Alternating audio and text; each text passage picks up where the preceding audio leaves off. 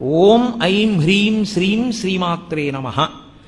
ఇది అపారమైనటువంటి శక్తివంతమైన నామము. ఇంకా దీనికన్నా శక్తి ప్రసరణం ఇంకా దీని వల్ల జరగదు, అంత శక్తివంతం. ఈ శక్తిని ఎందుకు తీసుకొస్తారంటే ఈ బీజాక్షరాలతోటి ఓం అంటే ప్రణవం. ప్రణవము మహత్వాన్ని చెప్తుంది. అసలు ఈ బ్రహ్మాండంలో నిర్గుణమైనటువంటి పరబ్రహ్మము నాదరూపంగా రావడం దగ్గర నుంచి ప్రణవం చెప్తుంది. అందుకని మహత్వశక్తికి అంతటికీ కూడా ఓంకారము ప్రతినిధి. అలాగే ఐం ఇది కవిత్వ శక్తికి ప్రతినిధి. అలాగే పటుత్వం కలగాలి అంటే హ్రీం. అలాగే సంపదలన్నీ కలగాలి అంటే మనం చెప్పేటటువంటిది శ్రీం.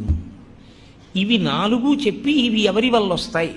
ఇవన్నీ కదలికలకి సంబంధించిన విషయాలు. ఇవన్నీ ఆదిశక్తి వలన వస్తాయి.